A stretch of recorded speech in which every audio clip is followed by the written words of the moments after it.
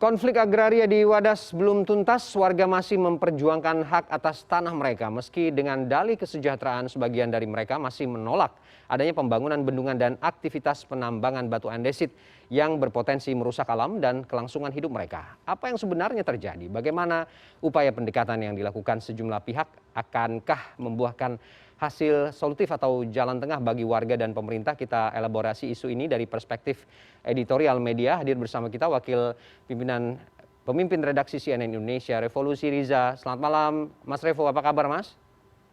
Selamat malam, Fer. Selamat malam. Kabar baik, alhamdulillah. Oke, dan kita juga bersama Mas Revo ada Wakil Pemimpin Redaksi Detikom, Elvan Dhani Sutrisno. Selamat malam, Mas Elvan. Sehat, Mas Elvan? Selamat malam, Ferdi. Alhamdulillah sehat. Oke, terima kasih Mas Revo, Mas Elvan sudah bergabung dengan kita malam ini. Saya langsung saja ke Mas Revo kalau gitu. Gini, persoalan yang terjadi di Wadas ini kan memang sebenarnya konflik yang memperjuangkan hak atas tanah mereka dengan adanya pembangunan bendungan dan juga penambangan kuari batu andesit di kecamatan yang sama begitu ya. Tapi kemudian berakhir dengan penolakan dan juga penangkapan sejumlah warga. Sampai ada isu juga ganti untung yang katanya sudah sesuai skema tapi belum juga cair begitu. Sebenarnya bagaimana kemudian kita bisa mendudukan isu Wadas ini, Mas Revo? Apa sorotannya? Ya, Fer, kalau tadi kan sebelum kita berdialog ini sudah mendengarkan pendapat dari tiga lembaga ya. Ada dari Komnas HAM, ada Ombudsman, dan ada dari kantor kepresidenan. Dan ketiganya menyatakan bahwa memang ada yang tidak tepat dalam penanganan ini. Bahwa dalam penanganan ketika warga berunjuk rasa menolak pengukuran lahan, kemudian ditangani oleh pihak kepolisian dengan cara yang berlebihan, itu menjadi catatan. Kemudian kemudian sampai ada penangkapan terhadap lebih dari 60 warga.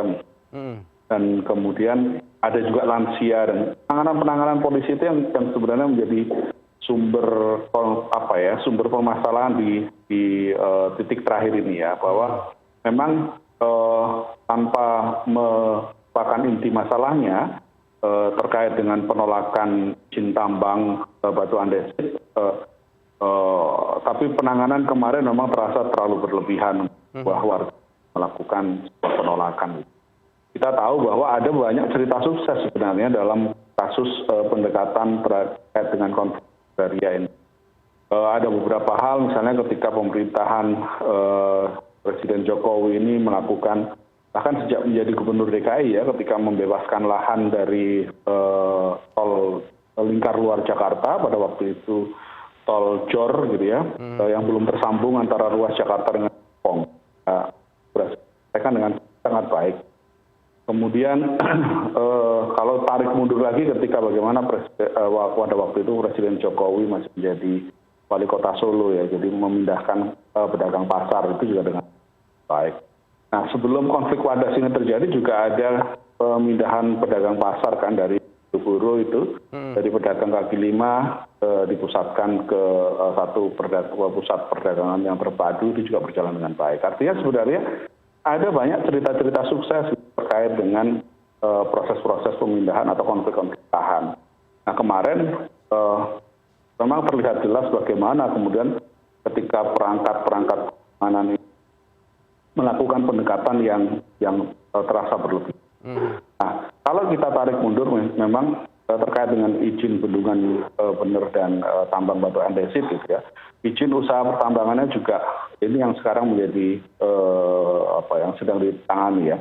Tapi saya pikir apa yang tadi dikatakan oleh perwakilan Komnas HAM, kemudian Ombudsman dan KS, ini menjadi catatan yang serius, dan kita berharap kemudian ke depan ini bisa jadi kesempatan yang lebih baik lah antara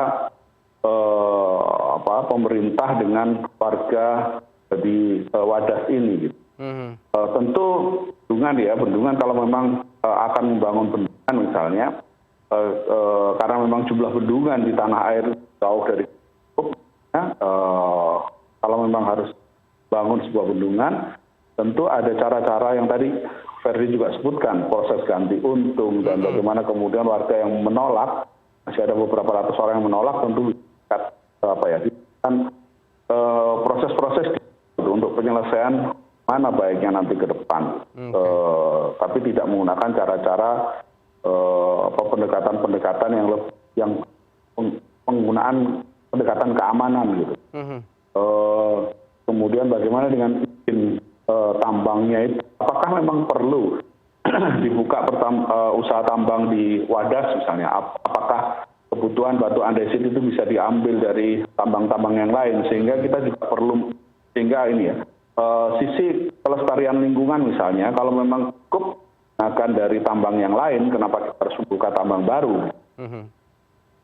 Jadi saya pikir memang apa yang menjadi catatan-catatan dari baik itu pemerintah, dari KS, beberapa lembaga lain, Komisi 3 yang kemarin berganti ke Wadas, ini tentu kita sekarang itu bagaimana penyelesaian lanjut, itu kita berharap yang terbaik ya, untuk warga maupun untuk masyarakat secara luas gitu.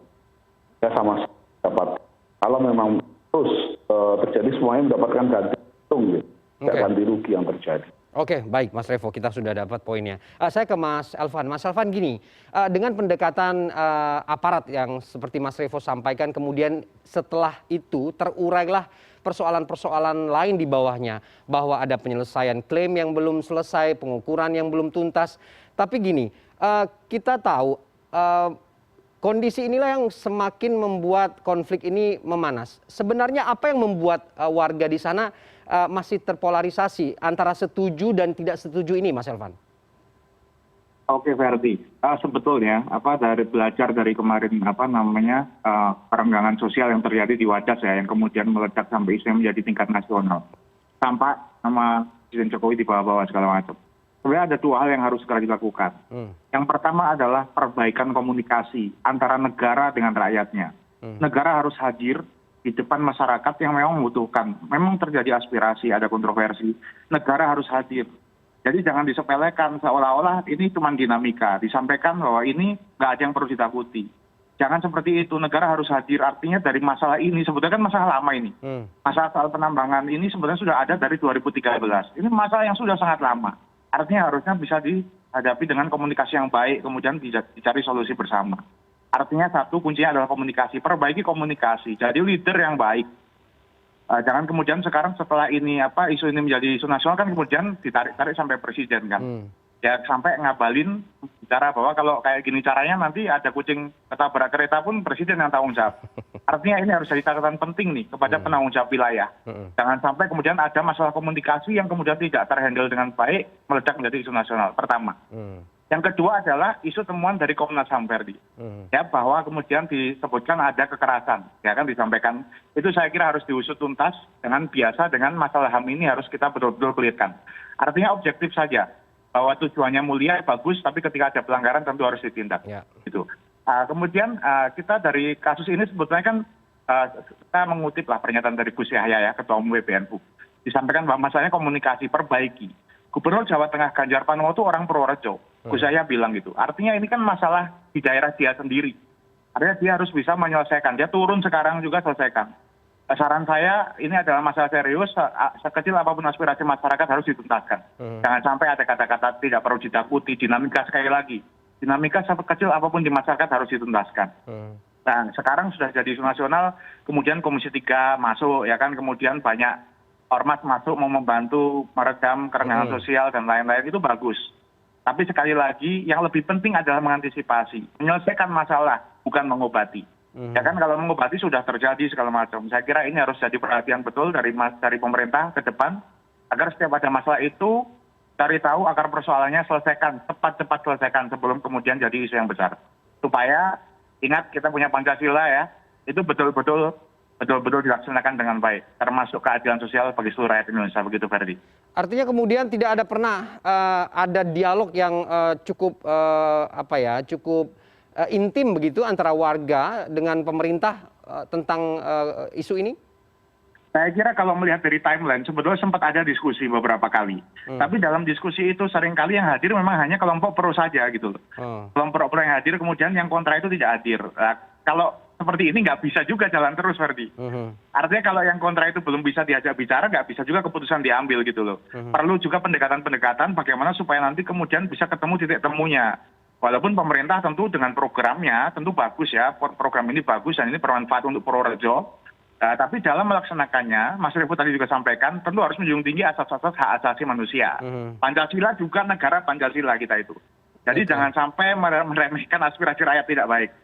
Ya kalau sudah begini harus dituntaskan, komunikasinya diberesin, dikelirkan, haknya harus diselesaikan, dan yang disampaikan Komnas HAM harus dituntaskan. Begitu, Ferdi. Oke, baik, saya ke Mas Revo. Mas Revo, Mas Elvan tadi menyampaikan bahwa ada distorsi begitu ya antara komunikasi pemerintah dengan masyarakat, sehingga kemudian konflik ini menjadi semakin panas begitu. Kehadiran orang-orang yang tadi andil untuk kembali membuat suasana menjadi dingin begitu, atau pihak-pihak yang kemudian ikut menginvestigasi ada hal-hal yang berlawanan dengan hukum, ini seberapa membantu kemudian akan mereda? Iya, kalau selama ini ya, kalau misalkan kita melihat kehidupan masyarakat sekitar di Jawa Tengah ya misalnya itu ya, ada respect, tentu ada respect kepada orang dianggap tokoh. Ya memang kalau memang ada tokoh-tokoh yang hadir kemudian mengajak berdialog, ini harus kita apresiasi. Dan saat ini rasanya sudah dimulai ya, beberapa kita lihat juga sudah beberapa tokoh-tokoh penting sudah hadir di tengah masyarakat sekarang. Tapi tentunya sudah relatif walaupun terlambat ya, terlambat ketegangan sosial kan. Sebenarnya yang kita khawatirkan adalah ketegangan sosial antara warga yang kontra. Kalau kita baca berita-berita termasuk yang diangkat oleh cnnindonesia.com misalnya, itu antara warga yang pro dan kontra ini dari yang disampaikan oleh Komnas HAM kan jadi ketegangan sosial yang tadi disebut oleh Mas Elvan sebagai kerenggangan. Warga yang misalnya mengadakan hajatan, maka warga yang kontra tidak mau hadir. Padahal mereka sama-sama ada di desa yang sama, di kecamatan yang sama. Nah, ini kan pangkal persoalannya karena konflik agraria tersebut. Nah, ini tentu yang harus dipecahkan, dituntaskan oleh tokoh masyarakat yang ada, baik di level kabupaten sampai tidak-tidaknya sampai wilayah provinsi lah gitu. Apalagi tadi Mas Elvan juga sudah mengatakan bahwa Pak Ganjar sebagai gubernur ternyata kan juga orang Purworejo. Artinya sebenarnya harusnya kalian cukup memadai gitu ya untuk melakukan pendekatan lagi, walaupun terlambat tapi ada kata dalam penyelesaian konflik. Semoga ke depan ya hadiran orang-orang ini bisa melakukan dialog antara yang pro dan kontra, kemudian dicarikan jalan keluar yang terbaik gitu. Apa soalan kan? Jaminan-jaminan kelestarian lingkungan misalnya, kemudian terkait dengan penambangan ya, izin tambang batu andesit tersebut gitu kan, itu akan pasti akan akan terjadi efek pada lingkungan. Bagaimana dengan pertanian dan berpenghidupan masyarakat, apakah akan terganggu dengan adanya izin tambang tersebut? Kalau memang bisa ditutup gitu. Kemudian dengan bendungan, isu bendungan, bangunan bendungan, apakah nantinya bendungan itu bisa membawa kehidupan yang lebih baik buat masyarakat sekitar? Peruntukannya untuk siapa? Bangun. Nah, salah satu kekhawatirannya kan bendungan itu dibangun nanti air dan sebagainya bukan untuk masyarakat sekitar, tapi peruntukan untuk wilayah lain yang untuk international airport misalnya, dalam beberapa laporan Yogyakarta Airport misalnya, dan ada beberapa kawasan wisata dan juga kawasan wisata sekitar Magelang misalnya. Nah, tentu kan masyarakat terus dapat apa? Nah, ini berbagai pertanyaan yang muncul, tentunya yang harus dan jawab pemerintah pun yang akan membangun bendungan misalnya. Nah, ini jadi kan ini kan kalau tadi Mas Elvan menyampaikan Pancasila, saya sepakat gitu ya. Selama ini kalau berdialog, bermusyawarah untuk sepakat itu akan lebih baik. Sekarang rasa-rasanya adalah ini menjadi PR buat tugas yang harus dilakukan oleh pemerintah tempat untuk tadi melakukan musyawarah sehingga terjadi kesepakatan antar warga dan juga yang akan melakukan pembangunan di wilayah tersebut. Oke, jadi kemudian tidak sesederhana apa yang Pemda sampaikan bahwa konflik ini sebenarnya hanya antara yang setuju dan tidak setuju saja bidang tanahnya diambil untuk pembangunan dan penambangan. Sehingga kemudian Bupati beberapa waktu lalu mengatakan jangan ada sampai pihak luar yang ikut campur begitu. Pihak luar ini kan harus dilihat ya, apakah dia berkepentingan tulus atau tidak untuk dan dia berkepentingan tidak untuk penyelesaian konfliknya gitu. Kalau misalkan seperti orang-orang seperti Komnas HAM akan sebagai pihak luar, tentu kan tidak juga. Kadang-kadang kehadiran pihak luar ini perlu untuk menjadi penengah gitu ya, sisi yang netral itu kan yang paling penting sebenarnya.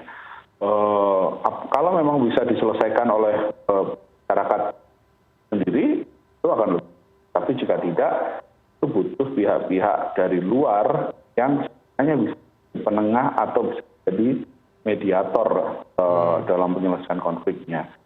Jangan ya, memang kalau misalkan ada harus ya apakah ada udang di balik batu atau tidak gitu ya. Tapi saya pikir masyarakat di sana dan juga pemerintah setempat di sana tentu bisa mengidentifikasi hal tersebut. Tapi jangan sampai kemudian sedikit-sedikit sudah alergi. Kalau misalkan pihak luar dianggap turut campur ya nggak susah juga, karena kehadiran kemarin Komisi 3 misalnya Komnas HAM, orang dari Ombudsman itu kan, jangan sampai itu dicap sebagai orang itu, karena baik, karena kita bisa melihat tujuannya untuk menyelesaikan konflik.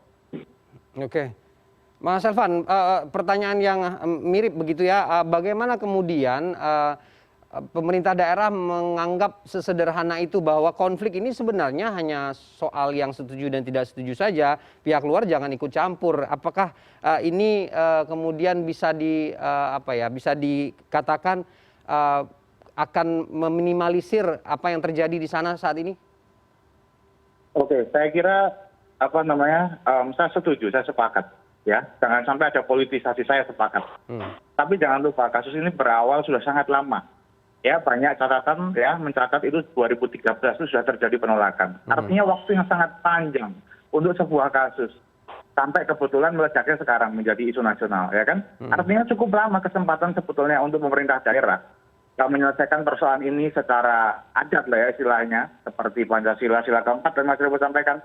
Bagaimana musyawarah, bagaimana kemudian kita diskusi, bagaimana menyatukan pendapat yang berbeda-beda. Itu artinya kalau mau menyelesaikan punya political will harusnya sudah selesai. Ya, bahwa kemudian ini menjadi isu yang meledak di tingkat nasional, jangan lupa Presiden sudah masuk melalui KSP ya kan. Presiden sampai turun tangan, kemudian Komnas HAM sampai turun tangan, karena memang ledakannya sangat viral. Ini bukan nasional loh ya, internasional. Artinya ini sudah jadi isu nasional, jadi perhatian seluruh rakyat Indonesia. Kalau udah kayak gini ya sudah nggak bisa dong bilang bahwa orang luar jangan masuk gimana? Artinya kalau memang sudah isu kayak gini nggak tuntas-tuntas, nggak diselesaikan, akhirnya rakyat yang jadi korban. Ingat bahwa negara kita itu sudah diatur dengan undang-undang dasar segala macam, itu sebesar-besar untuk rakyat. Ya kan, jangan sampai kemudian terdistorsi karena takut ada politisasi dan lain-lain. Sepakat tidak boleh ada politisasi, tapi jangan menutup pintu kalau memang tidak bisa menyelesaikan. Gitu, Ferdi. Oke, terakhir saya ke Mas Revo, endingnya akan seperti apa nih bergulir, Mas? Ya kalau kita berharap sih ada terjadi titik temu ya dari 617 warga yang memiliki tanah di Wadas tersebut ya, Fer. Sejauh ini kan kalau dari catatan yang ada kan dari data yang disampaikan oleh Jawa Tengah, 317 itu kan setuju ya dengan pembangunan. Nah, yang 300 yang masih melakukan menolak yang kontra. Ya sekarang tinggal cari dialognya, dan saya sepakat dengan Mas Elvan, ini persoalan sebenarnya kan sama ya dari tahun 2013. Harusnya dan sekarang sudah terlanjur naik gitu eskalasinya jadi tinggi dan naik ke isu menjadi isu yang dilihat nasional gitu, maka keterlibatan orang-orang yang penting dalam proses untuk penyelesaian ini harusnya tidak ditolak ya Fer, dan kita berharap nantinya yang terbaik yang bisa didapatkan untuk kita ya, untuk kita semua, karena misalnya pelestarian alamnya itu bagi masyarakat sekitar juga dapat terjaga, isu kesejahteraan ekonomi dengan adanya rencana pembangunan bendungan dan itu pasti untuk salah satunya juga pasti untuk irigasi itu juga bisa untuk kesuburan tanah dan sebagainya itu juga bisa meningkatkan kemakmuran dan lain sebagainya. Itu yang kita harapkan. Nah, sekarang setelah terjadinya ketegangan di tanggal 8 Februari kemarin, ini ke sini kita lihat pendekatannya sudah lebih baik dan kita berharap bisa tercapai hal yang terbaik lah untuk semuanya. Hanya bagi warga Wadas tapi juga warga Purworejo dan Jawa Tengah, Jakarta secara keseluruhan. Ya, kita berharap memang pendekatannya bukan lagi represif begitu ya, tapi persuasif, ada dialog di situ dan juga bagaimana santun begitu ya, tanpa mengabaikan juga hak asasi manusia khususnya bagi warga Wadas. Terima kasih Mas Revo dan Mas Elvan. Nanti kita usai jeda editorial view akan kembali membahas topik dan isu terkait pembelian 42 jet tempur baru oleh Menhan Prabowo dan urgensi di baliknya. CNN Indonesia Newscast segera kembali.